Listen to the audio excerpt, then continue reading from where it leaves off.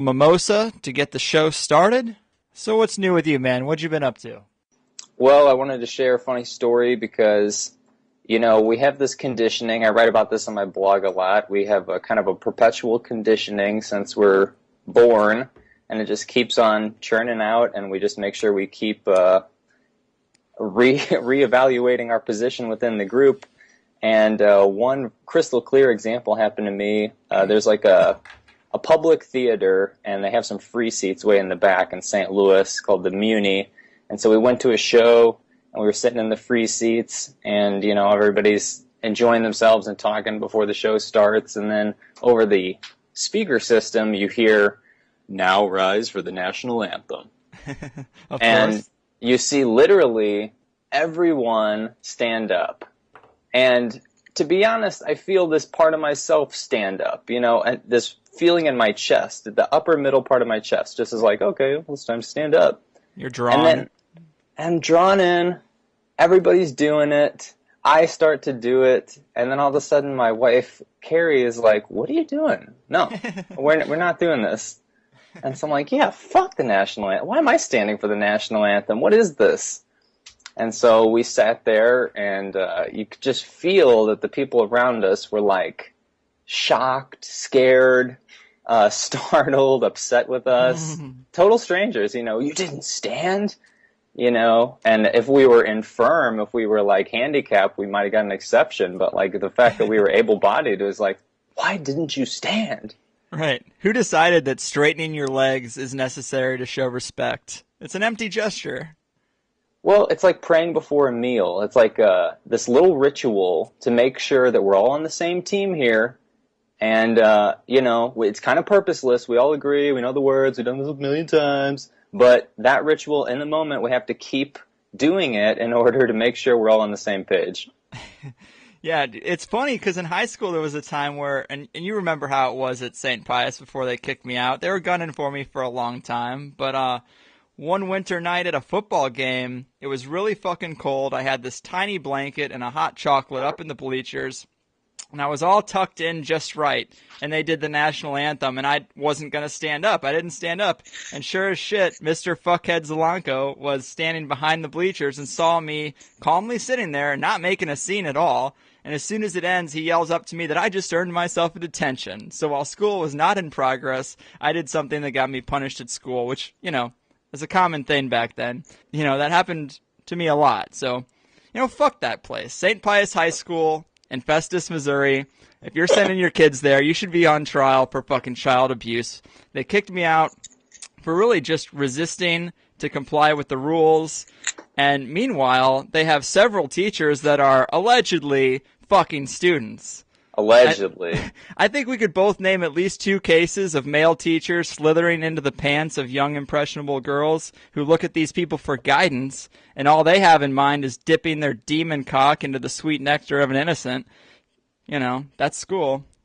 So we have parents paying $1,000 a year, thousands of dollars a year, really. I don't even know how much. Money that should be going to pay for all the tools needed to help their kid kickstart their passion in life. Proper nutrition.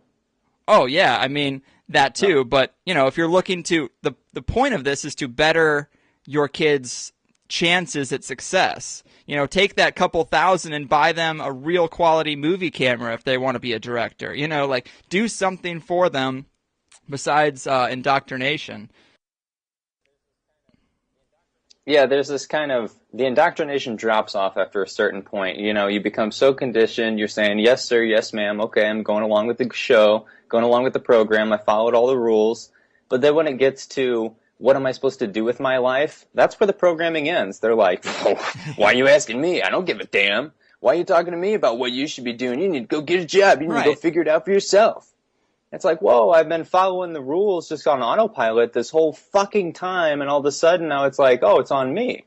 Now it's on me to figure out what I'm going to do to grind away to make a living in this world. It's not that great. Where's the guidance now? Now I need somebody to say, you know what, you'd be a great painter. Yeah. That's what you need all to that do. Effort and energy and money goes to an education filled with false information and the destruction of creativity and uniqueness.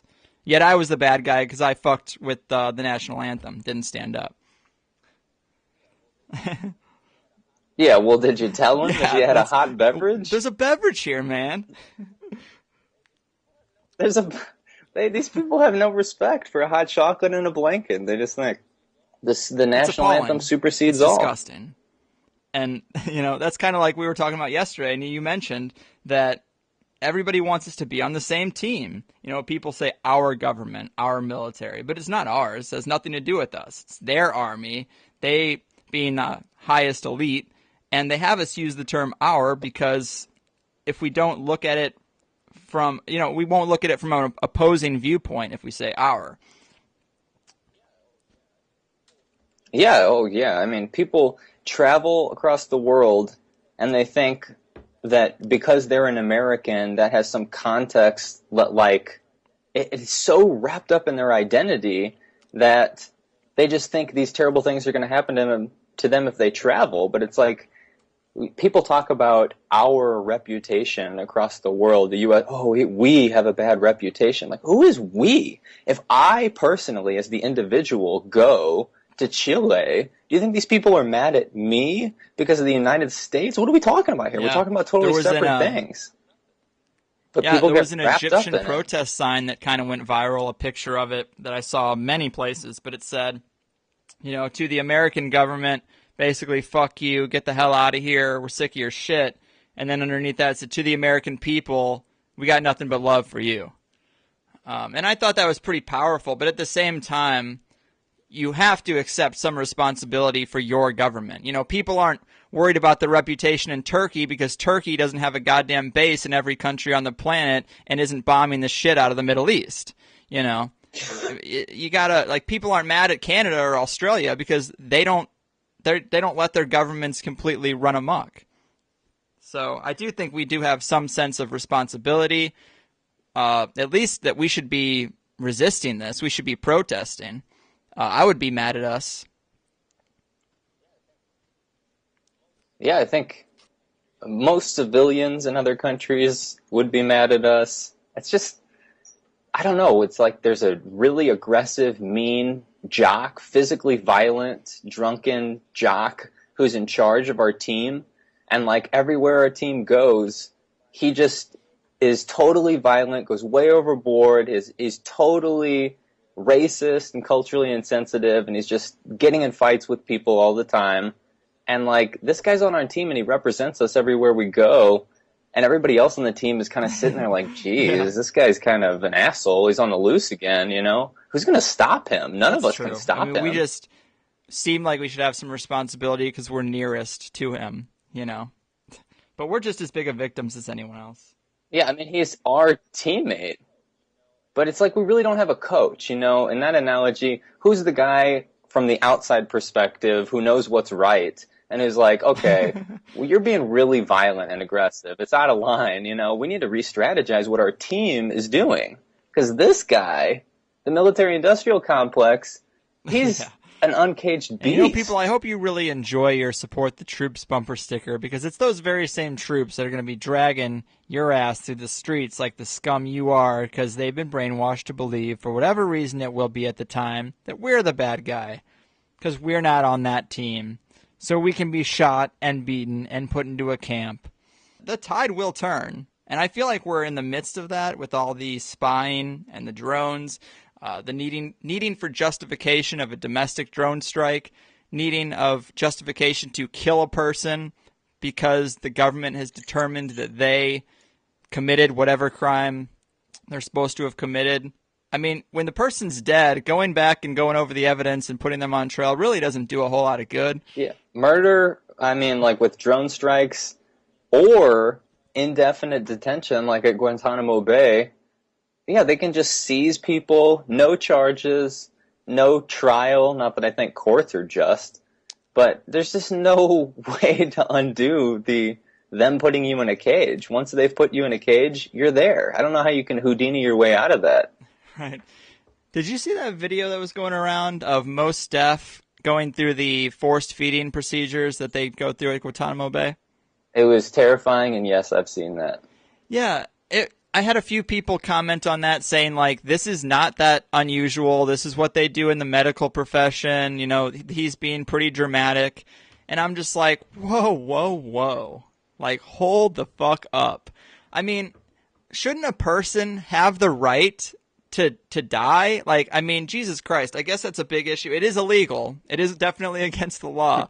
But someone should have the right the right to their own life to die. You are force feeding people that are protesting the conditions in which they're being held under, which is no trial. We don't even know their names. They're locked away in a dungeon for their entirety of their life. I mean, Jesus Christ, I'm upset because 40 hours a week I have to go to work. These people 24/7 locked in a cage away from everyone they know. Their only escape is to die. Their only means of that is to not eat. You know how fucking hard that must be to just fucking die of not eating? And yet they get a tube shoved up their nose and they get fucking pate, cat food, fucking nasty ass blended meat put up their nose. Like, that is got to be hell. And they're only living because of that. And they can't die. Like, Jesus Christ. What kind of fail? I mean, that's ridiculous. And then to have that be defended. It's impossible to defend. It's insane. But the only possible rationale is that the person who's force feeding, the person who wants to voluntarily die, the force feeder is actually the one who has their best interest in mind. You know, they really know what's best for you, and it's kind of silly to commit suicide, don't you think? So I'm just going to give you a little bit of food up through the nose, and we're just going to keep this show going. But it's done, you know, and this is an analogy for religions, too. It's like, I'm helping you. Accept my help, because I know what's best for you, and you don't even know what's good for yourself. Right. You know, something else I wanted to address before we bring the guest in is, like, you know, I guess a lot of people look at the Venus Project or the Zeitgeist movement and they say that is a shell for the New World Order because they want one world governance also. But one world governance isn't the bad guy. It's you know, the authoritarian state, you know, the surveillance state, the countless things they do to people, obviously, that are bad. There's no way you could look at the world operating as one and think that that's a bad thing. It's all just about corrupt leadership. And, you know, our guest today, Jon Rappoport, he talks a lot about collectivism, and we're kind of hinting on those topics, on those themes, because being on the same team creates a situation where that's how the Nazis rose to power. They created a space where everybody was like, oh, I want to be on that team. And then you kind of put up with the bad things that the leadership of that team does. You know, that's exactly what it is to be an American. You want to be on the American team. You don't necessarily like the military or the drones or the surveillance, but, you know, it's all part of being on the team. And that groupthink is definitely detrimental, and it's definitely a control mechanism. But at the same time, I really do think that creating a world that is unified would make it very hard for war to break out again. You know, you got to have people thinking of themselves as humanity rather than as white people, black people, Americans, Middle Easterns. And that's pretty important. But I guess John's bigger point is the suppression of the individual's power. And yes, obviously I think everyone should be able to do what they want to do. I don't want any restrictions on the way a person lives their life, but I think we should be working as a global unit. And I don't care if that's something the New World Order also wants, because it's completely different in my mind. I mean, these guys want to control the banks and the money, but they do so by divide and conquer. They make little factions fight between each other, and slowly they control everybody. But I think that's quite a different thing from a one-world kind of like perspective where we looked at all life and all people's lives as valuable, and if anybody is locked in a cage or getting force-fed tubes up their nose, then none of us are really doing that great, and we got some serious shit we need to resolve still. Yeah. I feel like the path of the individual, though, sometimes takes a right-wing libertarian kind of perspective and saying that, you know, everybody should have the right to live their life without any regulations and not all this red tape in the way of their dreams, and that's something I agree with. But at the same time, if there's people in your community suffering, do you really have security? And it's not even just about that, but that's the way I try to reach them, is saying, you may not give a shit about Dave down the street who's taking cans out of your garbage to eat, but the day there's no cans there, he might just come in your house with a knife and say, give me what's in your fucking wallet because I got to eat. And you don't want that. That's a regulation of type. That's some red tape to go through. But I just hate I hate the cold-heartedness of the libertarian perspective.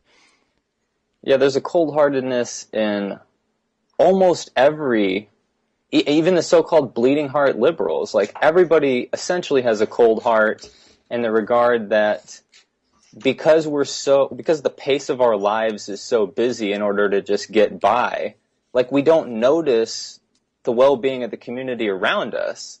And if we were just living with, like, no work schedule and no real, like, timelines, the first thing that would kick back in is empathy, and we'd look around and go, shit, like, these guys aren't doing so good. And we would go towards those problems. But, in our day-to-day lives, you kind of feel like, well, maybe there's some health agency that's helping them, or some government group can help them, or some church or something, but I can't take time out of my day. I can't dedicate my resources to helping other people. True. Amen, man.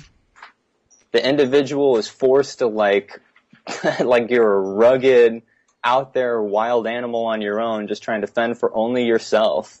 And yet the community around you falls apart, tears down the property value around you.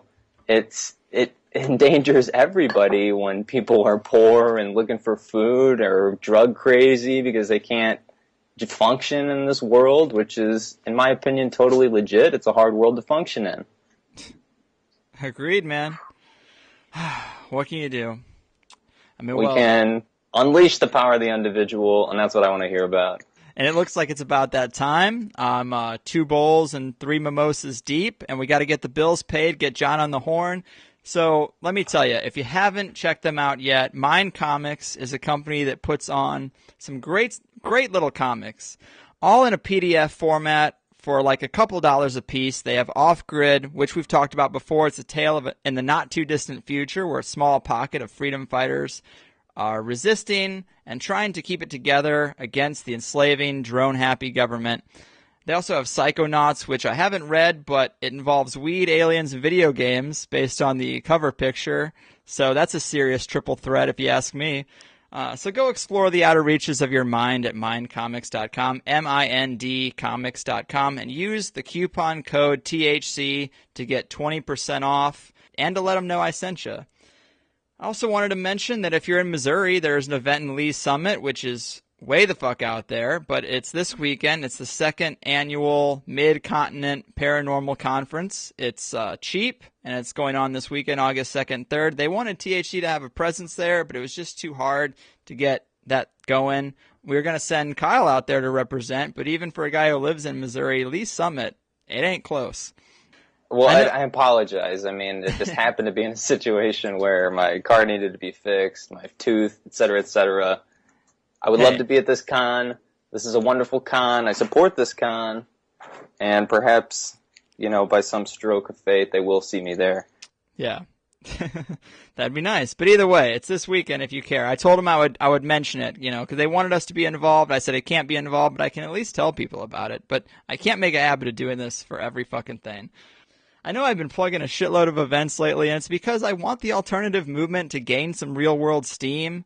But, I mean, I'm going to have to stop because the excitement and enjoyment I get out of these events is always trumped by my disappointment at how small and old the crowd is. I can't find 20 people under the age of 30 at the one ParanoiaCon event ever, yet the shitty baseball team can fill the stands 3 times a week. It kind of pisses me off. I want more out of all this, but I think I'm just going to have to be happy with the show and move out of the country where I can still broadcast and just hope for the best, man. Amen. Anyway, finally, Conspiratees, my conspiracy-themed, high-quality clothing brand, is the best way to help THC and look good doing it. I have a lot of different designs with a ton more on the way once I get good at the hand printing.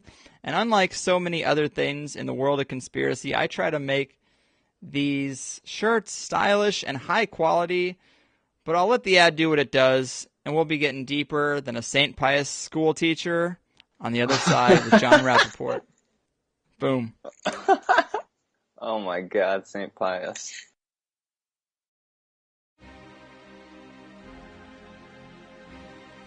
We're here because we don't buy into the bullshit of mainstream culture.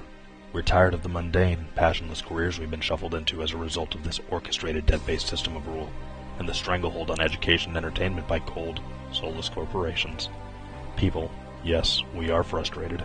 Yes, we are tired. And we reject the brave root tranquilizers that are Monday Night Football and an ice-cold Budweiser. But we have to stop hiding. Stop hiding behind the headphones and the Cherry Popper 420 username. Let the world see that the resistance is strong and society is changing. There was a time to be anonymous, but that time has passed. And so the Higherside Chats would like to present Conspiracies as the dawning of this new paradigm in the uniform of the revolution. Because bold fashion should mean more than some celebrity meat dresser frat boy in a silly pink polo. Conspiracies redefines bold fashion as having the balls to reject socially uncomfortable and unpopular truths from your radiant chest. All fucking day. Conspiracies.net. Let them know that you know. Bold designs for troubled times. Hard truths. Soft talk. All right, people, let's get this party started. Welcome back to THC. Today is going to be another journey deep into the rabbit hole. We all know that the mainstream news is as staged as an episode of Storage Wars, but by studying these stories and the narrative put out by the corporate media, we can get a little insight into how they're trying to influence the people and which cliff they're trying to march you off of this week. So we're going to look at a few of these recent news stories, these small branches of the conspiracy tree, and then hopefully we can broaden things out a bit and try to look at the tree as a whole, the roots that help it grow, and the people who water it. And today's guest is just the man to take us on that trip. Jon Rappoport has been writing about the real news they don't want you to know about for many years on his website, nomorefakenews.com. And in his two massively large collections, The Matrix Revealed and Exit from the Matrix, he also does that as well. Jon was a candidate for the U.S. congressional seat in the 29th District of California and has also been nominated for a Pulitzer Prize from right here in sunny San Diego. Jon, welcome to THC. Great to be here. Thanks. Yeah, man, it's great to have you. I'm really excited for this show. Some of the topics you talk about, like the true creative power of the individual and the false reality we've bought into, are really interesting, and they're conspiracy at its core, really. And I definitely want to build to that. But let me kick this off by asking you about the Edward Snowden situation. I've come to learn that if the mainstream media is covering any story at length across all networks, then it's probably not a true story or the narrative has been altered. And so as more and more of the Snowden story was being reported, I started to wonder what's really going on here. And it seems like we're getting real information, but the media are the gatekeepers, and they don't tell us what we're not supposed to know, so something's not right. You have a pretty interesting analysis of the situation yourself. Would you mind walking us down that path a little bit? Sure. Well, I've written a number of articles on this, and basically I took my cue from the breaking story in The Guardian about Snowden and his own statements about his background, because many things seemed strange to me, starting with the fact that as a high school dropout, he suddenly assumed a position with the CIA, was sent to Geneva under diplomatic cover, which is serious stuff, and became kind of a supervisor there on systems security. Then he claims that one of the key events that soured him on the CIA was when, in Switzerland, a few CIA guys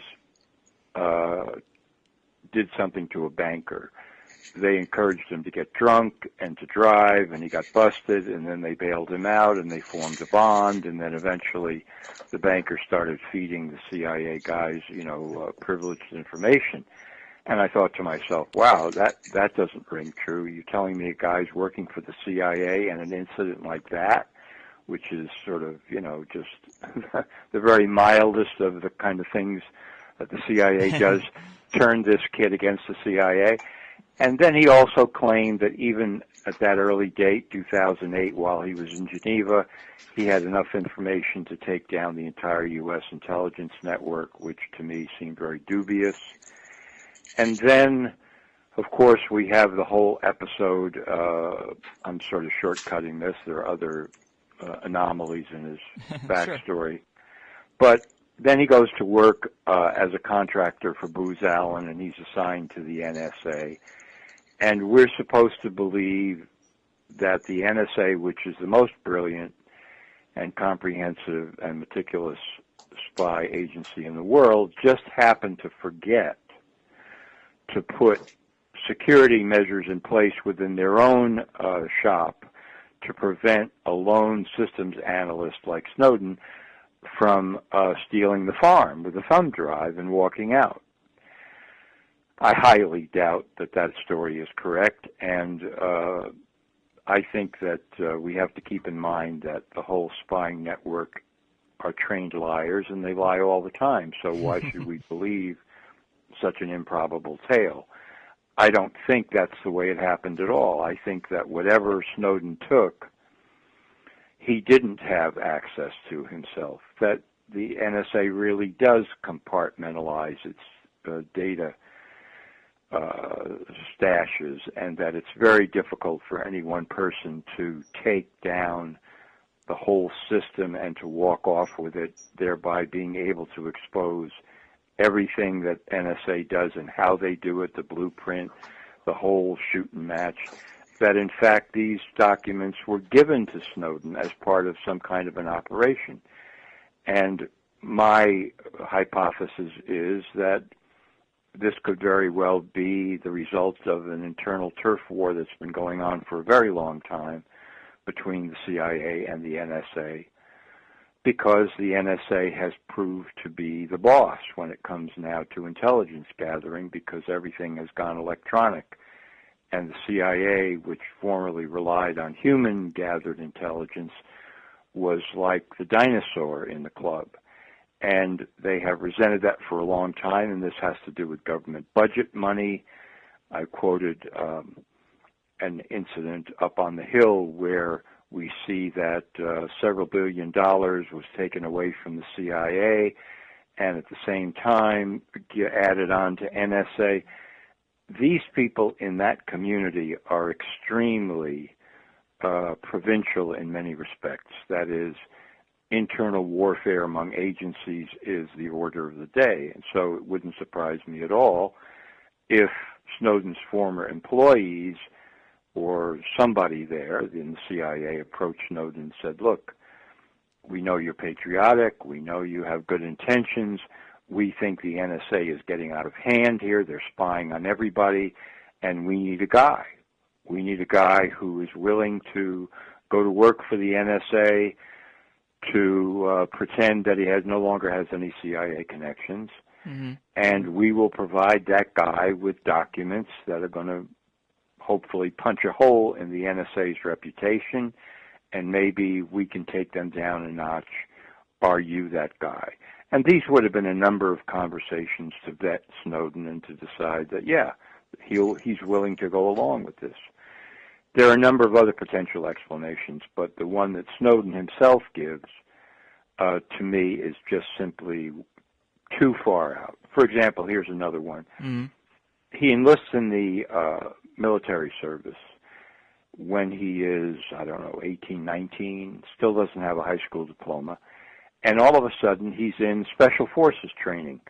I don't know how that happened, but let's assume that it did. And he then has a training accident, he says, where he broke both legs, and therefore he was, dismissed from the service. Well, hold on a minute. The only reason that he could have gotten into the Special Forces program in the first place, as far as I can see, is that he's a computer whiz. And they certainly do need people like that. But why would breaking two legs they call him into the office and they say, gee, Ed, you broke both legs, so now we know you can't help us with computers anymore. Therefore, when you heal up, we're going to discharge you from the service. Doesn't add up, doesn't make any sense. So, I just put all of this together and said, yes, it's a good thing anytime we can take down the surveillance state a notch, although I don't really see that happening. It's a good thing to expose the NSA. because there are a lot of Americans who didn't know what was going on, although a lot of us already knew all of this stuff. Okay, fine, great. But let's not, pin all of our hopes on one guy or think that we understand the real motivation behind this. Yeah, I mean, the idea of interagency war kind of makes sense, because didn't the CIA also expose the affair that General Petraeus was having, which made him resign from the FBI? It's kind of a shot at the FBI right there. Well, he actually resigned from the CIA, so it could have been the other way around. Reverse. Yeah, so sure, the FBI exposes this because they want to take the CIA down a notch. There's this behind-the-scenes interagency warfare is going on all the time because they're all battling over the same basic money pie that Congress allots in the budget. That's just one of the reasons that they battle with each other. And the public isn't exposed to that, but it's always going on. Yeah. I mean, the idea of these interagency power struggles, it's an example that I hear skeptical people use to say that there is no conspiracy. There is no capstone to the pyramid, if you will. It's all just various groups fighting for power and money, which does definitely seem true on one level, but our society seems only one level. Right. I mean, things seem to be set up so carefully, and with every detail considered, I have a hard time believing that that's not the product of decades or even centuries of careful planning by powerful people, no? I agree, absolutely. It's all about levels. It depends on where you plug in. You see different events happening at different levels. It's like being, in an elevator in a big building. You go up to floor number 3 and you get out. Okay, this is what you see. But if you get back in and you go up to 7, you're going to see other players doing other things for other reasons, even though the events are the same. Yeah. They take on different coloration and different hue and different meaning. And if you go up high enough, now you're really looking at some serious planning, long-range planning. And you can also see the objectives. So you can learn a lot more the higher you go. Absolutely. That's a great analogy for it. I mean, that's what I want to get to, I want to get to the highest level of understanding, And it seems to be the deeper I'm digging into some of the other things that have happened lately. I mean, Sandy Hook and the Boston bombing, there's a lot of people out there that are saying these weren't even real events, that they were completely fabricated for the cameras with crisis actors. I mean, that's some pretty deep level stuff. If that were to be true, I mean, that's pretty bold. Have you looked into that aspect of it at all, or seen any evidence of that to be true? I've looked into it. I've got to say that at this point, I mean, I'm always willing to change my mind, but at this point, from everything I see, I look at these events as having significant staged elements for particular purposes, but I don't see them as things that never happened. Mm-hmm. I don't see them as completely false. Although, yes, we've got this strange mixture of we're doing drills while the real thing is happening, all of that. And in the drills, crisis actors are used and so forth. And there are even anomalies like that in the real scenes to make them seem worse than they were or to focus the public's attention. But at this point, I would have to say that I think that these events actually happened. In other words, people died, people were wounded, and so forth. And one of the reasons I would say that is because the people that stage these kinds of things have no compunctions about doing it. I mean, they don't care whether people die.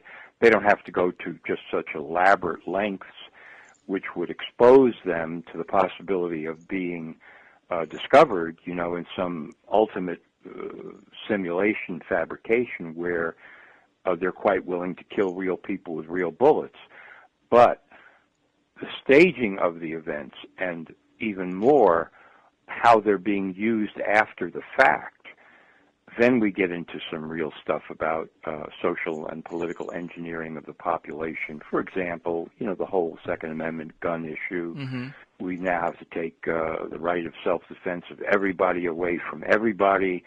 because we've had these 3 incidents, you know, at Aurora, Sandy Hook, and Boston, is completely absurd. And there are other agendas that are being promoted at the same time, which, you know, there's always the agenda of trying to make people fearful, right, and to pull in their energies and to say we have to cede authority to the leaders and the police and the army and, you know, law enforcement and everybody just so we can stay safe. So keep us safe, wake us up when it's over, and we won't cause any waves. Well, now that you're talking now about a huge multi-pronged campaign that's been going on for a very long time, which is to pacify populations, to put them in a state of trance, basically. Yeah, I mean, another big level to these recent events. I mean, yes, gun control seems to be one of them. Another one seems to be mental health. You know, by saying that some of these shooters are on antidepressant medication and stuff like that, you can then take mental health, which is kind of subjective. You know, there's a lot of gray area there to say someone isn't mentally healthy, and you can lock them up and do whatever you want with them. You know, they're now a threat. You bet. I've written a lot about this. I mean, as much as I've written about any other journalistic subject over the years, I guess you could say I've written as much about psychiatry and the hoax factor at so many different levels within psychiatry. Yes, in the wake particularly of Sandy Hook, we saw Obama say, okay, we're going to build new community mental health centers across America. We're going to have much more careful surveillance, which plugs the surveillance state into all of this, so that we can identify these people as being mentally ill before they do these things, and we can put them away, we can get them into treatment. And all of this is code. It's code for making fake psychiatric diagnoses of huge numbers of people in the population, calling them dangerous and mentally ill, putting them in psych wards, or, which amounts to something quite similar, putting them under the influence of psychiatric drugs, which also is like a chemical straitjacket. And so now that agenda has upped the ante tremendously in America as a result, particularly of Sandy Hook, where the population, for example, we have a state law that was passed immediately in New York saying that a psychiatrist, any psychiatrist, had to report any patient that he thought might be a danger to himself or others to the authorities, and then if that person owned a weapon, that weapon would be confiscated, taken away, and he would be refused any weapon in the future. Wow. All of a sudden now you've got the surveillance state aligned with psychiatrists, so that if a patient goes into a shrink in New York State and says off the top of his head, you know, I've had thoughts of killing my mother.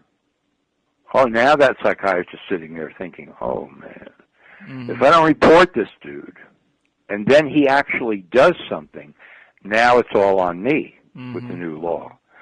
So I must err on the side of caution for my own survival and start reporting anybody who has any thoughts of violence that he expresses to me. And now what we've got is, forget doctor-patient confidentiality, that goes out the window, and now we've got really a psychiatric state, martial law state. And fantastic amount of control that's being exercised over people through doctors, through the police, working in conjunction with each other. So you bet.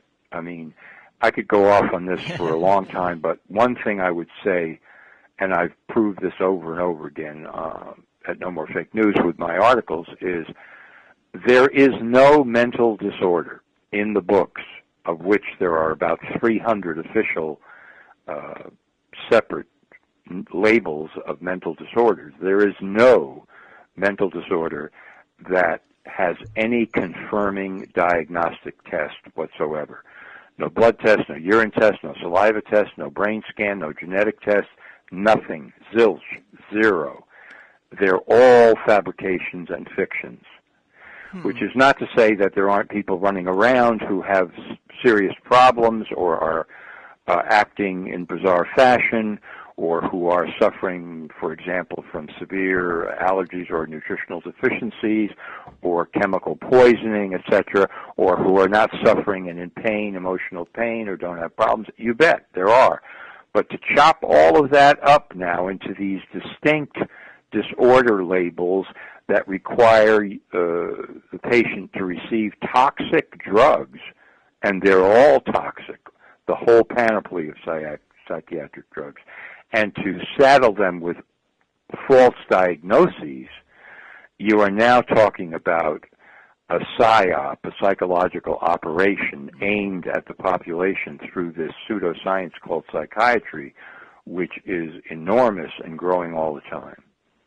Oh, man, that's sad stuff. But, to get a little bit deeper into this, media manipulation and government oppression is pretty easy to grasp. But let's talk about why these things are going on. Why is this false reality being presented? I mean, you talk about the real goal being suppression of human potential, throwing our energy out of whack, destruction of the imagination, things like that. And I see how it's possible, but I struggle with it because you have books out there like The Secret and New Agers who talk about manifesting your reality. And of course it sounds good, but I just haven't seen enough evidence of it to believe that that's possible. I mean, how did you come to these conclusions about what's going on at the core? Okay, well, let me take up that last statement that you made, because I agree with you completely when it comes to New Age philosophy and The Secret and all that balderdash. Mm-hmm. Because what those people are basically saying is there's a trick, and if you learn the trick, then you can do the trick, such as, I think this and then I manifest what I want. That's absurd. What I'm talking when I talk about creative potentials, I'm talking about a creative life, a commitment to a creative life, mm-hmm. which is a completely other thing. It has nothing to do with the, short attention span version, which is just a kind of a sales gimmick that is promoted by people who are, have their own motives for doing it. Mm-hmm. No, what I'm talking about is the repression of the basic core of what a person is, which is individual power, energy, freedom, creative potential, imagination, the ability to create new realities, and not just with a flick of the finger, but, through work, through a life lived through and by the imagination to create what a person most profoundly wants to create in life. And most people don't even have a clue about what that would be. So you're really starting from kindergarten with most people when you even bring up this subject, because most people believe that imagination is just a toy for children, and when they get to be a certain age, then they're taught, okay, that's the end of that, and now you have to fit in to society and find a niche for yourself and become an android, basically, and live that life. Well, creating androids is, you might say, the ultimate goal of globalism, which now we're getting into the upper floors of the elevator. Mm-hmm. The elites on this planet want to put the entire planet under one management system, one political and economic management system, one military management system, one legal management system, one medical management system, and so forth. And this involves mega corporations and governments acting in concert. And the reason that these elites want to do it is, first of all, they want that power. They want to be at the top of what people call the New World Order, or whatever they want to call it. But it's basically a management system. We own the power, and we will give you what we want to give you, and we will take from you what we want to take from you. All goods and services distributed from a central point through algorithms that are developed. We decide who eats, who doesn't eat, who has fresh water, who doesn't, when and where certain goods that are going to be produced and where they won't be produced. It's a planetary chessboard, and the elites run it, and they want to run it more comprehensively. And in order to be able to do that, they have to subdue and pacify the population. Mm-hmm. They have to distract the population. They have to promote certain high-sounding ideals that mask their true intentions and talk about we're all in this together and humanity is one and it's all unified, and we have to raise ourselves to that consciousness to see that the individual is a myth that is no longer necessary in our evolution, and we can discard it. Everything is the collective and the group, et cetera, et cetera, et cetera. Now we're getting into the more upper reaches of what the real agenda is. Yeah, I mean, go ahead, Kyle. I just wanted to say that from the outlook of the, state apparatus and these corporate model and how the psychologists view us, it would seem like the creative personality is itself kind of a disorder, and that from their point of view, the very robotic, kind of like going to and from work, driving in your car, that's considered completely normal.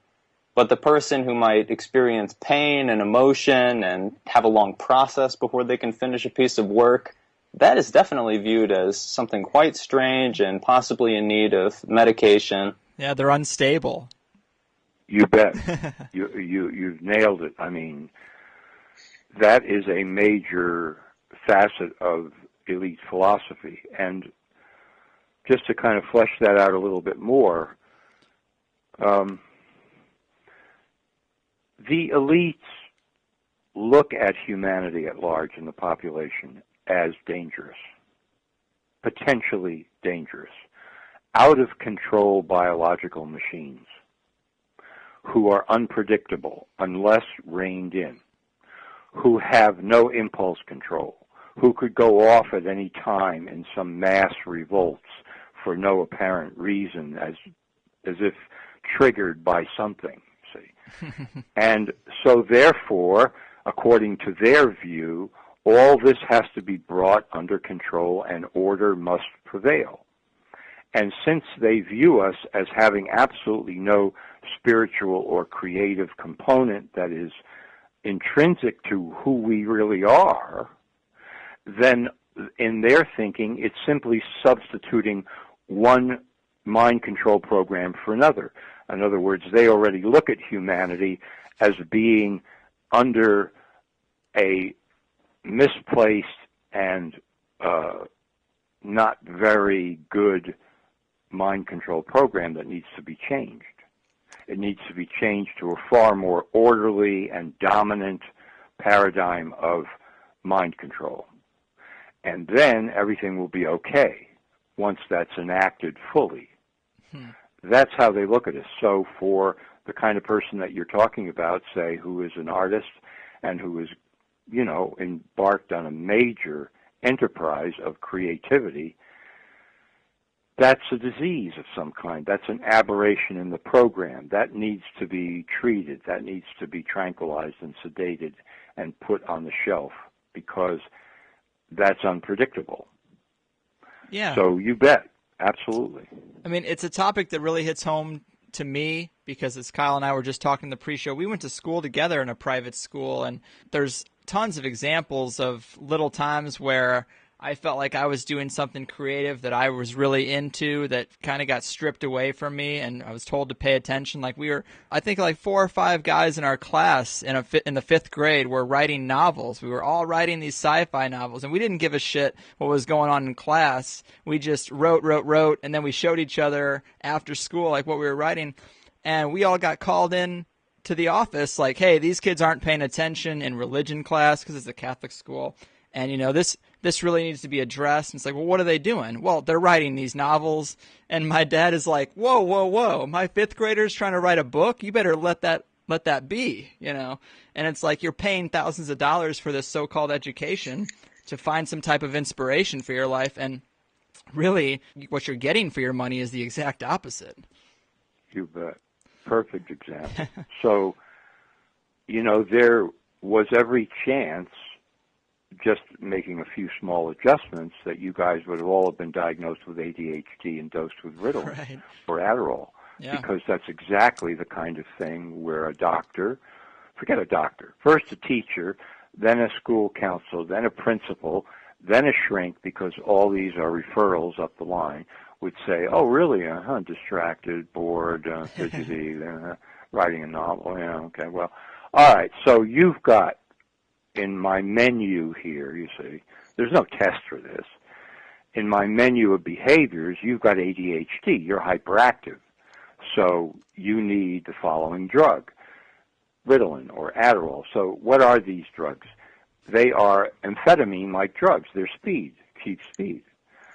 So you give a kid this, and what happens? Most of the time, or at least some of the time, the immediate response is, wow, clarity. Whew, wow. Wow, this is pretty good. I like this stuff, see. And so the kid goes along with it, and then after a certain amount of time, which could be almost immediate or it could take longer, you get a speed crash. What does that mean? Irritability, aggressiveness that is way out of line, sort of in a totally antagonistic attitude about everything, jittery, nervous, all the symptoms of a speed crash. And then, quite often, you get a state of sadness. Kid withdrawal. Okay. Mommy takes the kid back to the shrink. He looks at the kid and says, okay. So what we have here is a completely new disorder called clinical depression. Well, doctor, could this have anything to do with the Ritalin and Xanax? Absolutely nothing, not connected whatsoever. This is the emergence, which we see quite often, of a new condition, clinical depression. So now what I have to do is prescribe Zoloft. Okay, so now one of the effects of Zoloft is a manic condition. And so now the kid begins to do the up and the down and the up and the down, the up and the down, back to the shrink, and he says, well, the clinical depression diagnosis was only partially correct, because now what I see is this is really bipolar. So now what we have to do, manic depression, I have to give the kid valproate, lithium. Now we're talking about the possibility of, stroke, death from these drugs, among other effects. So this is the ladder that they put you on. And it's all part of this. That's on, we get off the elevator on floor 3 for that. But if we go up to 7 and look at the bigger picture, now what we're looking at is the creation of the global state wherein the entire population is put under this kind of control, one way or another, so that eventually the end desired result is passivity, complete passivity. Yeah, That's where they're going. It's super sad. It's kind of funny because you're just like you're reading right off the script. You could be a doctor just by reading those words, and it's super sad. But from the globalist perspective, from the elite's perspective, it seems like it's really hard work. It's almost like a self-enslavement, because you've got all the money in the world. Just take your $2 billion, buy an island, and just carry out the rest of your life in paradise. You're still going, you're convincing yourself you have to do this. I don't know. It just seems like I said, self-enslavement. You should just be worried about yourself and your freedom with that kind of money. You would think so, yeah. But if you look at how they got the money, then I think that's another peek into their psychology. Because, for example, let's say we're talking about one level of these elites, the Rockefeller dynasty and all that it controls. Okay, so in addition to just good old-fashioned capitalism, what we're also seeing here is the commission of tremendous crimes, ongoing crimes that any honest prosecutor would say to you, this is RICO. This is life in prison for the whole family, the whole bunch of them, right? Mm-hmm. So then, having accumulated this vast fortune, they turn around with that kind of history, and there's a certain amount of nervousness, you might say, even in a psychopath. It's the nervousness over being exposed or being caught or being found out, being discovered for what they did. And so they say, well, what's the solution? and how much power can I accumulate to enact that solution? And what they come up with is, well, and I mean, this is really psychopathic to the greatest degree. We have to put the whole planet under the gun in order to ensure that we're safe forever, right? Because we're at the top of the heap now. And looking down, it looks kind of dangerous from here. You have to kind of take that point of view to get a peek into their own psychology. Because, as I said before, they look down at humanity and they say, boy, that's a forest of wild animals running around there, and we just don't know what they're going to do and when they're going to do it. So we've got to bring order out of chaos, no matter what it takes, no matter how much manipulation it takes, no matter how many wars we have to promote, no matter how many countries we have to make go bankrupt, no matter how we have to rig the money system of the planet. We have to do whatever is necessary to eventually make this one nation called Earth undivided, over which we have ultimate power. I really feel like the fear of human nature and what human nature basically is. Are we basically good? Are we able to get along collectively or communally, I would prefer to say? Or is it that we're dangerous and we have to hold a club over our heads? Alan Watts has a beautiful quote about this, is that if you can't trust your own nature, it's as if you have to hold a club over your heads in order so that we don't all rape our own grandmothers. You bet. That's exactly. I mean, this is the great, philosophical, ethical question. Are people basically good, or are they bad? Good or evil? Yeah. If left to their own devices, are they going to basically, the overwhelming majority of them at any rate, do good and reasonable things or not? And to me, the answer is fairly clear. On balance, they will do good things if not manipulated into doing bad things. They can be manipulated. I mean, there are all kinds of ways to do that, the invention of enemies and threats and so forth. Now, that's not to say I'm not putting up some sort of Pollyannish view of humankind. In fact, my reading of history, or of what could have been history, alternative history, is kind of the principle of non-interference. If certain people have made a society that has a certain amount of freedom, of movement, of activity, of action, of commerce, of independent thought, and so on and so forth, of economic success, the best thing that society can possibly do is try to become self-sufficient. In other words, we don't have to go great in this mythical, nation that I'm imagining here. Mm-hmm. We don't have to go abroad. We don't have to go to great distances to try to get stuff and control people and do business and politically influence what they're doing. What we need to do is to try to become as self-sufficient as possible. And this is going to imply that we develop all sorts of technologies. And naturally, if self-sufficiency is our goal as a nation, then the kinds of technologies that we develop are going to be different from what, say, we've got here in America in 2013. They're not going to be the same technology because the thrust is going to be aimed in other directions. For example, energy self-sufficiency, which could have been achieved many moons ago in America without any sort of wild, esoteric, speculation coming into it. There are all sorts of ways of having done that already. Then we look across the seas and we see other societies, and we say, wow, man, they just seem to be devoted to killing each other, or whatever it is.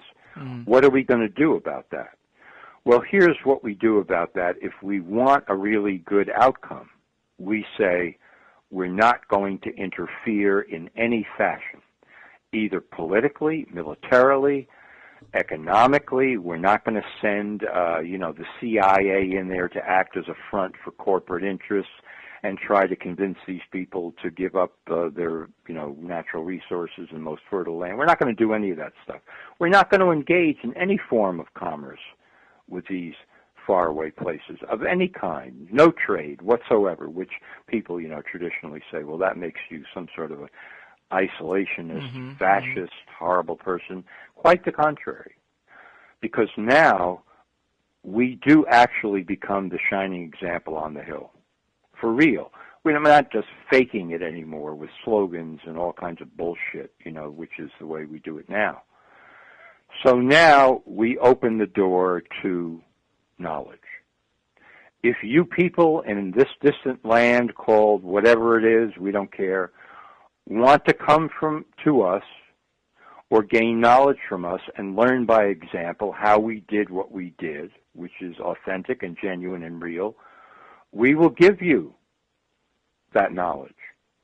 You can have it, and you can do it at what you will. Of course, if you decide to do something threatening to us with it, we're prepared, believe me. Yeah. So we're not going to give you the whole farm at once. We just want to see what happens. And here's our political philosophy, and of course that's open to the world. You can do it for yourselves, or you can keep killing each other for the next 300 years. That's up to you. Yeah. But we're not going to interfere, because once we start to interfere, it's going to get worse. And that's the lesson of history, basically. It always gets worse when you interfere. It may not look like it gets worse in the short run, but in the long run, that's always the case. And that's why, historically, we've come to the place that we're in. Mm-hmm. People are trying to dominate, control, influence other people. And, of course, when you try to interfere with other people's freedom, no matter what that freedom is used to express, you're always going to get criminals and liars, whether they're religious liars or economic liars or military or political or whatever, that go in there and say, we're here to help you, and that's total bullshit. Right. We're here to steal from you. We're here to rob you. We're here to kill you. We're here to say that we're going to bring you a better civilization, but that's a lie. And that's always the case. It makes it worse, not better. So that's the way things could have developed historically, would have been much better off, but it didn't happen that way.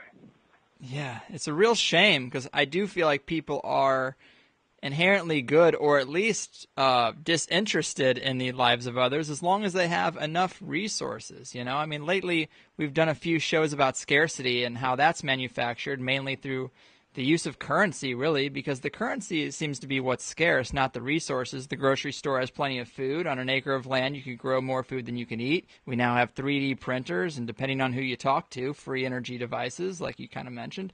But the barrier of entry is dollars, their dollars, and it makes everything seem hard to come by, because you can't get anything without the dollars. I mean, do you think that might be part of the programming? Another artificial limit put on our potential? Yeah, you bet. Yeah. No question about it. I mean, during the Great Depression, I did a little bit of research on this a long time ago, and I was told that there were something on the order of 1,500 private currencies that came into existence during the Great Depression. Wow. Local currencies, right? So basically what happened was the people in a community got together and they sat in a room and they looked at each other and they said, guess what? We're okay.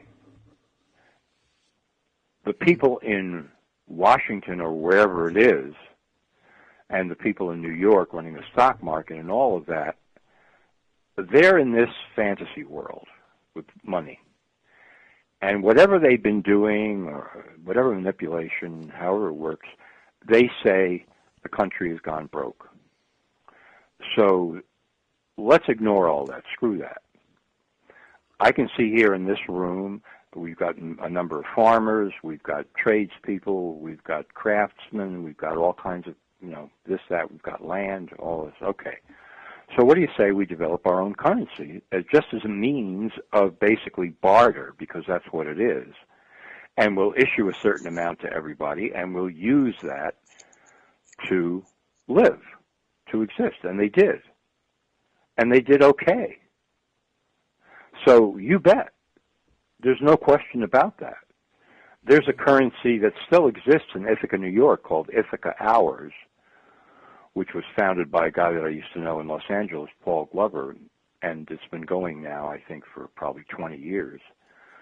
And it's basically that sort of thing. And they try, of course, I guess there's a slight political slant there, but they're basically oriented toward local merchants and local producers, including farmers.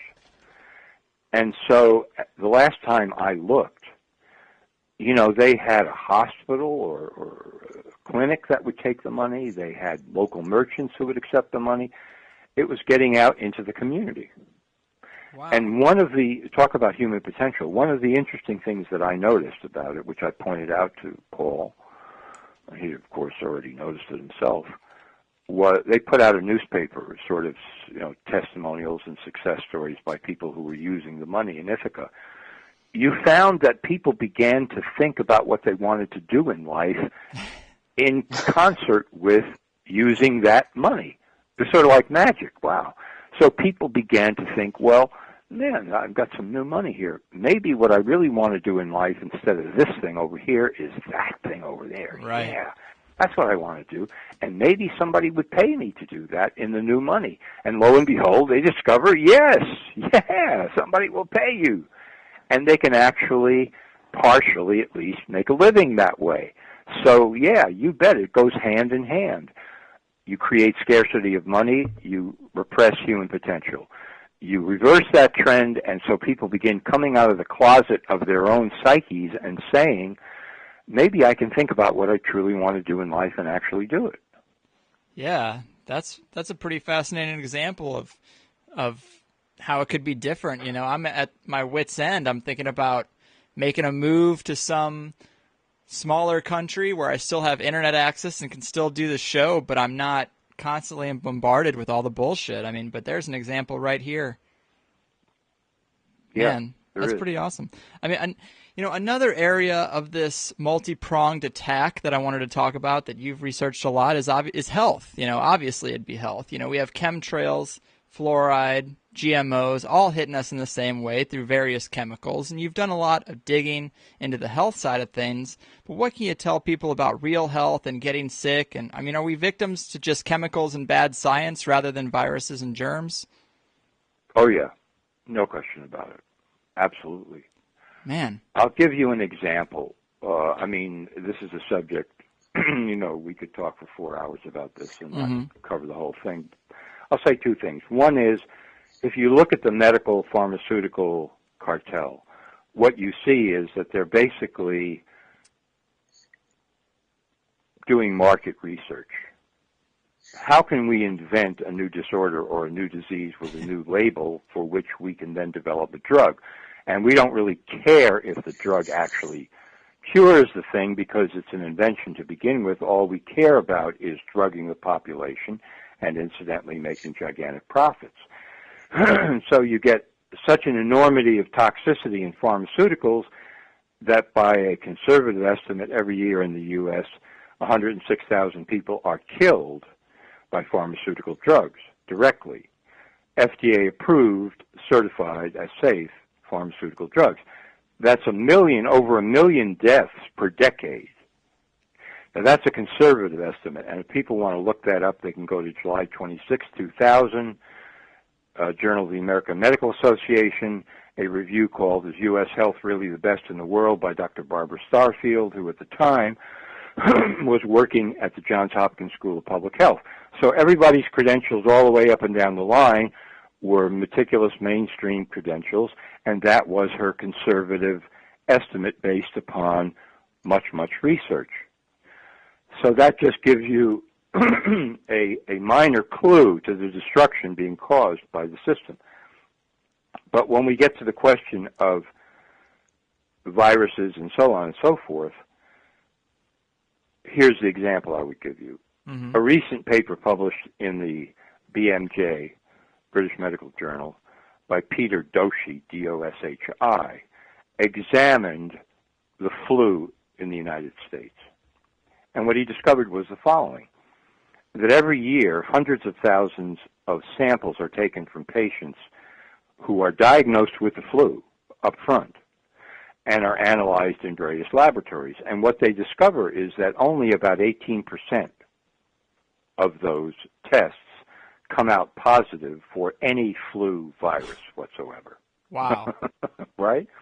So what's happening is you're getting all sorts of people, and it isn't just the flu, diagnosed in the United States as suffering from, quote, germ-caused diseases, when the truth and the actuality of it is completely the opposite. It's just false. It's just phony. And they're prescribed all kinds of toxic drugs for this phony diagnosis, and they're being herded into clinics to get vaccines to prevent this phony diagnosis. And even if I were to think, which I don't, that the flu vaccine works at all, in the vast number of cases, it certainly wouldn't work, because these people don't even have any flu viruses in their body every year. They're not getting sick from the flu. What are they getting sick from? Well, all sorts of possible things. They're eating bad food. They're eating food with chemicals in it. There are chemtrail residues coming out of the sky. They're already taking medical drugs that are toxic, that are weakening their immune system, et cetera, et cetera. They're drinking water with fluorides. We could go on. They're eating GMO foods, et cetera, et cetera. But you see, germs make a tremendous cover story, and that's one of the things that I've tried to press home in many articles that I write. It's a fabulous cover story that is sold to the public. Tiny, invisible enemies attacking us, and we don't know where they're coming from. We can't see them. We're victims of them. Nothing can be done about it except to go to your doctor and get a drug, etc. It's a fantastic cover story for why untold numbers of people are getting sick. And so it works. So in that sense, the medical system is the cover story for whatever is really, and it's multiple factors that are really making people sick. To me, it all harkens back to when you're a kid and you're going to school. If you've gone to a public school, it's amazing what you do learn about and what you don't learn about, because I remember germs. I remember constantly being told that washing your hands with chemical soaps is how you make them clean. If you keep a sandwich in a petroleum-based plastic bag, that's how you keep it clean, and so on and so on. But at the same time, there's some topics from school I curiously missed out on. I don't remember gardening. I don't remember nutrition, cooking, eating, balancing a checkbook, how to use, the currency of the world you have to use. I don't remember any of those topics. And it's strange, because it doesn't really seem like they are equipping children with any sense of divinity whatsoever, no spirituality in school. It's totally frowned upon. And we've gone into a very, very scientific, and it's like a myth of infallibility. It's a myth that all these instructions coming down from the top down, these are the proper and right instructions, and they're coming down from on high, and you have to accept them in order to, be accepted into the clan that's going on here. Yeah. Oh, you bet. I'll give you one illustration of that. In the very best health food store in San Diego, where I live, I mean, their organic produce is just far superior to anybody else's, for example.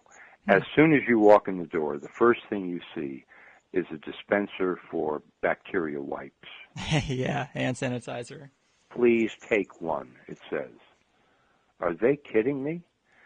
And, the people who are supposed to be the most enlightened about health are walking in there like robots and grabbing one of these and wiping their hands. Well, that's exactly the shit that I don't want on the mango that I buy, that's being fingered by somebody who wiped their hands on that wipe. Good point. Good point. Yeah. But there it is. And that's exactly what you're talking about. It's this kind of brainwashing, which is one half of science is perfect and we all know, how to apply it, and we're going to show you what to do and just obey orders, which is a total fairy tale. We get that on the one hand, and then on the other hand, it's the omission, as you say in education, of all of those things that could make you know how to operate in the world and stay healthy. And, I have to say for myself that, I was one of the casualties of that system because when I came out of school, I didn't know anything about anything. I mean, I knew certain things that I was interested in very much, but nobody had ever sat me down and said, there's a thing called food, and let's talk about what food is. That never happened. I had no clue about any of that until, I was probably 30. So, yeah, that's the system. That's the way the system works. Man, it's kind of depressing, but to wrap this up and try to end it on a somewhat positive idea, maybe, is with all these things being pushed on people, fluoride, chemtrails, an aggressive police force, trauma-based media, brainwashing education, et cetera, how can we reclaim a little bit of our freedom and sanity? I mean, how can people tap into their potential and circumvent some of this stuff? Do you have any advice? Yeah, I do. Let's see. I'm going to try to give you the nutshell of it in a minute with yet another illustration. Each one of us has the potential to create endless numbers of realities that are different from the consensus reality that's out there, okay? And each one of us knows that we're looking at a charade out there in so many respects of con men that are just criminals, basically. Okay. So here's what I want to see. And whatever you can imagine, and you have to imagine in order to figure out what you can do to lead up to this moment that I'm talking about, because it's a real moment. This is what I want to see. A presidential debate on television, live, like they all are, with an audience, a live audience in the hall, okay? All the networks are covering it. There's no way they can't cover it. They have to cover it. And the two candidates, whoever they are, doesn't matter, are talking. And as they're talking, laughter breaks out in the hall. Yeah. And this isn't just a few chuckles and guffaws. It begins to grow. No matter what they say, people are beginning to laugh in great numbers, falling out of your chair laughing, crying laughing, thinking you're having a heart attack laughing, that grows and grows and grows in the hall because all these people can see directly through the charade. It's like looking at somebody on the street and being able to see their skeleton through their clothes. It's undeniable, and it's a gigantic joke if you're actually there and you're seeing the way these con men are trying to pass themselves off as being people who really want to help you. And as this laughter grows and grows, what are the networks going to do in the control rooms? Are they going to suddenly, arbitrarily cut off the presidential debate? and then the outroar that comes after that, like, what happened there? What? Or what are they going to do? They don't know. They're screwed to the wall. And the laughter becomes infectious throughout the entire country and the world as people watching this on television see what's really happening, because they too know that it's all bullshit and it's all a charade, and the whole thing is completely false.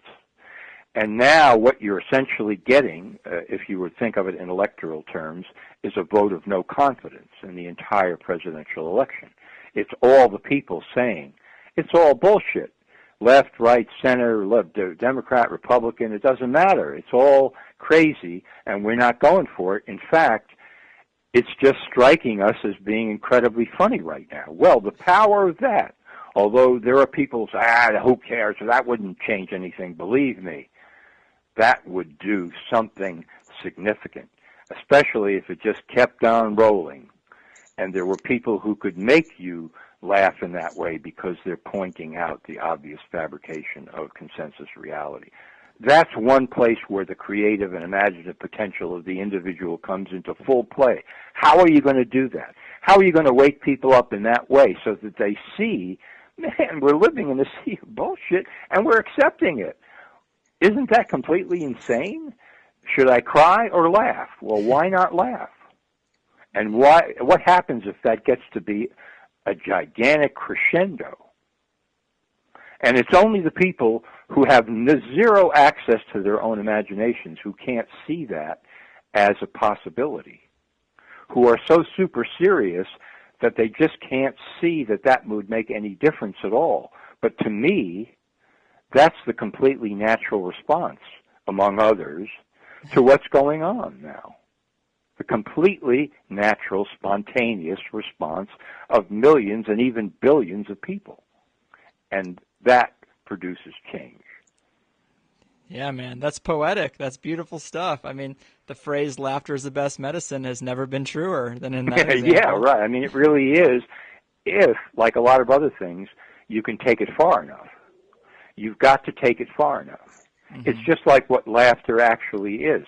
There's the laughter where you go, man, that, and you laugh and then you stop. That was really funny. Yeah. Okay.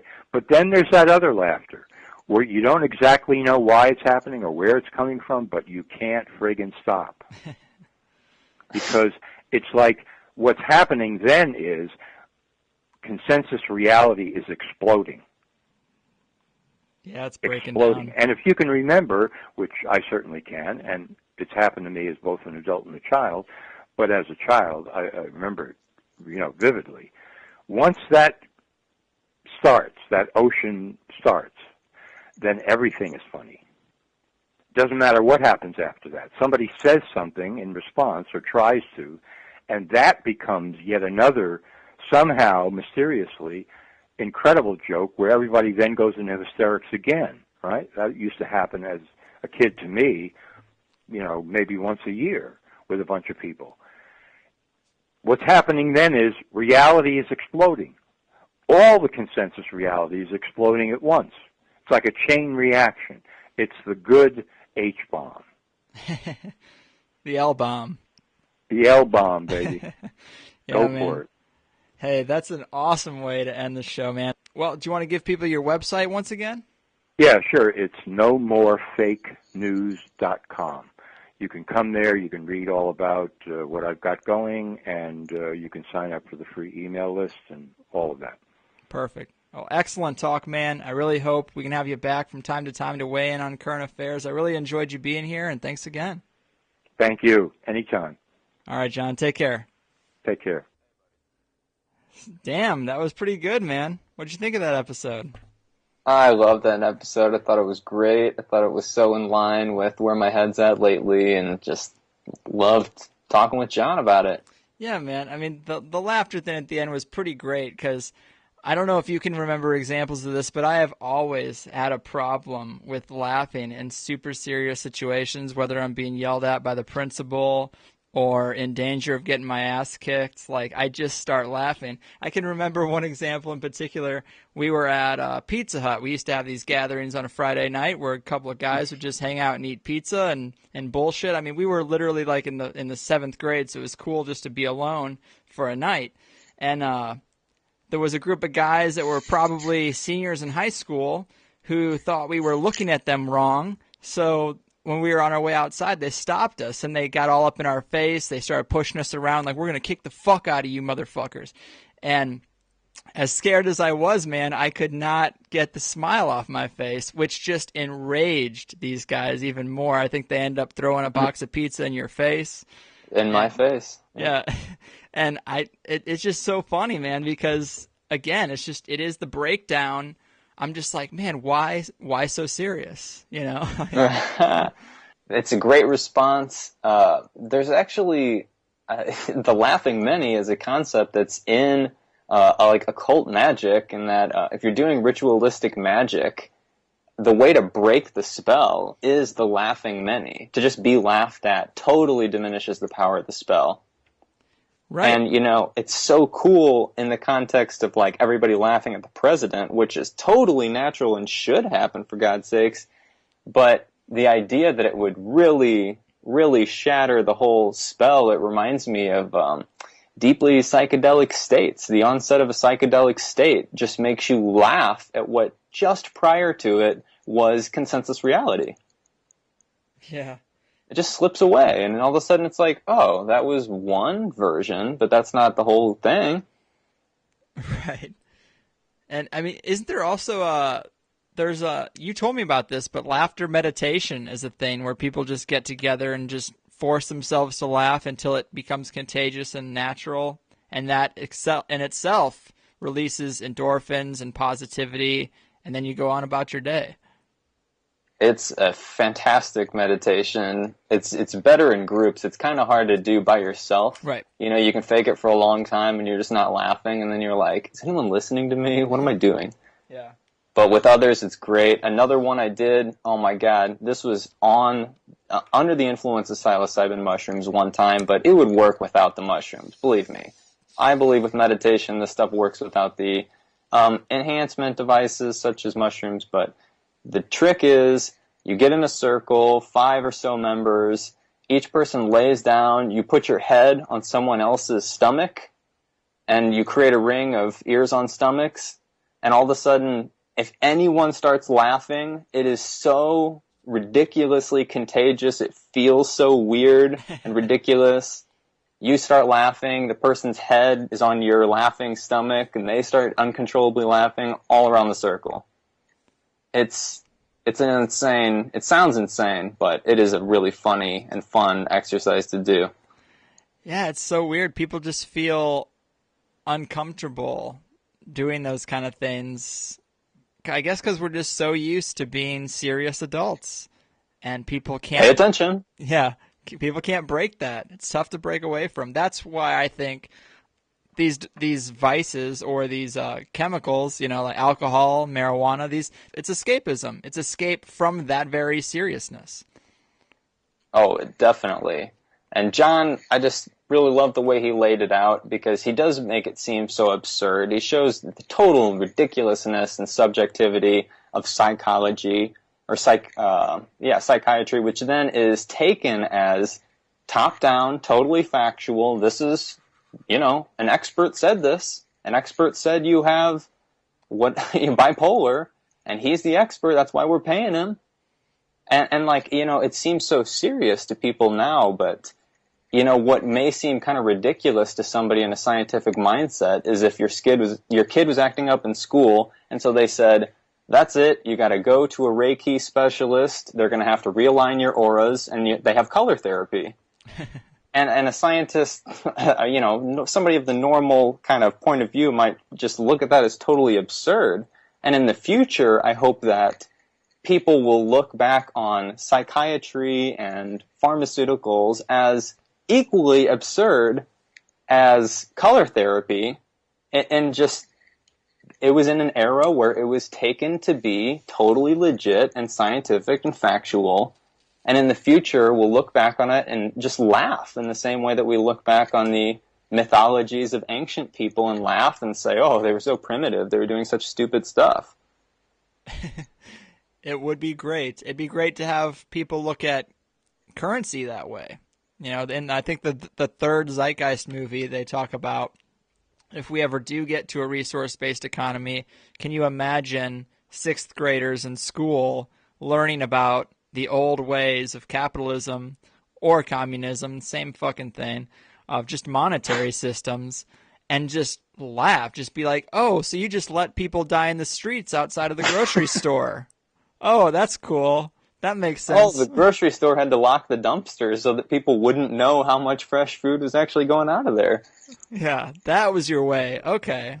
Oh, so you literally took the entire country and took wires all the way across, you know, mountains, everything. You put literal wires to everyone's house and a meter on each house, so you knew exactly how much to charge for the energy that they're using, which is generated by a power plant, which the power plant doesn't know how much energy should cost. That's just a barrier put on electricity. Oh, that's the way you guys lived. Oh, adults lived like that too? Okay, cool. All right, well, I'm glad that my parents didn't fuck a few years sooner. Oh, my God. We're born right at the edge of this, because I really feel like the youth are waking up. The youth, in my opinion, there's a real opportunity. They feel like they're breaking out of the trance. They're starting to look back at literally all of the behavior patterns of their parents' parents, all your uncles, aunts. All these people act the same. All these people, comes from a culture that got us to where we are now, but now we're looking back and thinking, like, this shit is insane. Like, all these things we've been doing are totally insane.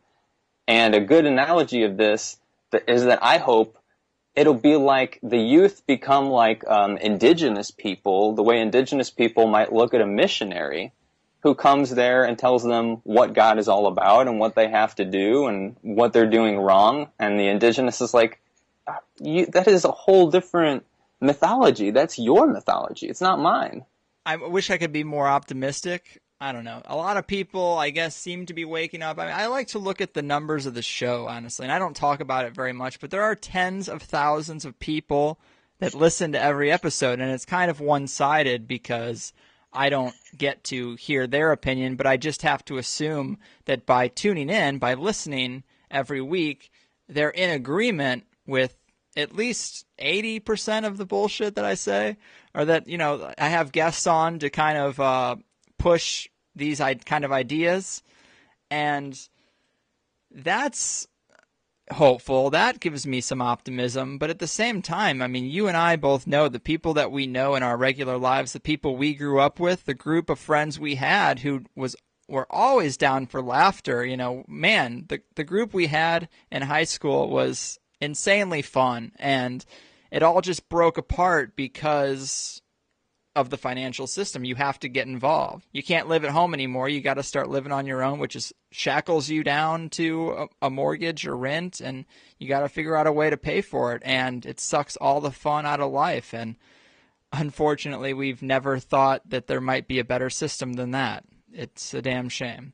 But when I look at the numbers of the show, I am encouraged that I'm not alone, but I wish we could take these people and really do something. You know, I really wish a community could start. That's what's so disheartening about going to Conspiracy Con or Paranoia Con and seeing it be kind of barren, is there are people out there, but we got to put real world energy into this shit. It can't all just be listening to a podcast or two, you know? There's got to be some real world energy applied, and it can be fun at the same time if you get in the right mindset and have the right amount of people. But I don't know, man. At times I go back and forth. I want to create a small community that has these values at heart, but then other times I'm thinking I can't do it, and I just might as well retreat to Mexico, retreat to Chile, take care of myself. Retreat to Mexico sounds pretty sweet to me. Yeah, well, maybe we could organize that. Maybe a lot of people would be willing to do that. It's already taken shape. It's coming together. I think we could start, I don't know, I think you mentioned on the show one time, we could have a Higherside Chats themed resort in some other country that we set up, and it would be legit. Yeah, I don't know if I talked about that on the show, but it was definitely an idea. Like if we took a place in Acapulco, Mexico or something, and we lived there and had a good internet connection, and maybe I don't ever want to charge for the show. That's like, I'm so against that, but at the same time, like I got to get out of the 9-to-5 job and really dedicate myself to this project, and there has to be some type of funding for that, and there just really isn't right now. But it would be amazing to fund a community where instead of doing these interviews via Skype, which we could still do, we could also bring people